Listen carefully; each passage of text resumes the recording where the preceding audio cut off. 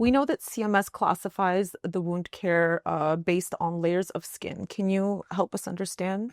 Yeah, so there's this agency, it's called NPI-AP, which is National Pressure Injury Advisory Panel. Okay. And they're the ones who broke down the soft tissue layers into these crude, or the soft tissues into these crude 4 layers. First skin, then subcutaneous tissue, which is fat, followed by muscle, and then bone. A very crude anatomical classification, but... and then the skin itself is also broken down into 2 layers. There's epidermis, which is an epithelial layer. And then there's dermis, which has all the blood vessels, hair follicles, nerve endings, all the good stuff. And that's followed by, again, subcutaneous tissue, which is fat, and then muscle, and then bone. So those are the 4 layers. Skin, fat, muscle, bone. You got it, yeah. You have to tell me like I'm in 2nd grade because I am with this stuff. That's okay. I can recite like a legal text all day long from like these things, but once you hit the clinicals, I'm out. No worries. Yeah. So how do the different layers of skin affect how wounds are staged? So this agency and NPI-AP, they came out with a staging, and that's where the confusion starts. So you'd think there's 4 main stages of pressure wounds: 1, 2, 3, 4. Okay, so before you get into it, if I knew nothing and I don't know anything, I would assume that if it like touches the first layer, it's 1. If it touches the second one, it's 2, and so on. Right?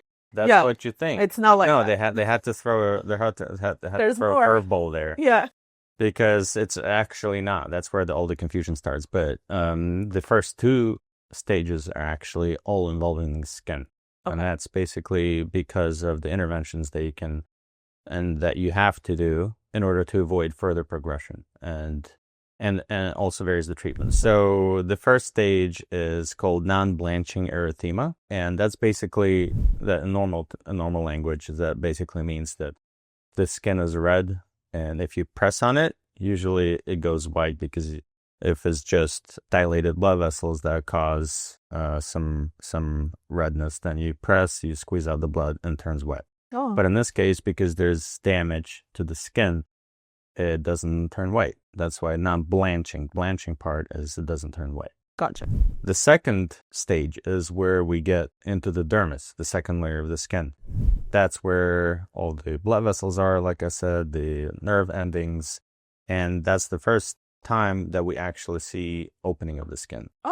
So the first stage could be like a fully intact closed skin. It's just there's like problems underneath or whatever. Correct. Yeah. Gotcha. And just the color change. Okay. And that you can't affect with compression. The second stage is when you finally see open skin. It could present as a blister, fluid-filled blister. Interesting. But that's basically the first layer, epidermis, separating from the dermis, because there's accumulation of fluid between them. So it pushes out and becomes a blister. Gotcha. Then we have stage 3, and stage 3 is when you have involvement of the subcutaneous fat. As you can imagine, the fat layer, depending on a person, could be quite substantial. Or there's no fat layer because someone is very undernourished. So basically, that can extend for quite a while. But that's stage 3. And as soon as we get past the fat layer to the muscle, and there's also connective tissue sac that surrounds the muscle, kind of holds it together. That's called fascia. So as soon as you get to fascia, that's stage 4. Gotcha. You get past fascia, stage 4. You get into the muscle, stage 4. You get past muscle, into the bone, stage 4. Always stage 4. Past the fat, stage 4. Past the fat, stage 4. That's right. Past the fat, stage 4, guys. That's right. That's where the confusion starts. Gotcha. I'm already confused. But it starts at 4. At 3. It starts what? The confusion. The confusion starts at 3. Okay, You're correct. Yeah.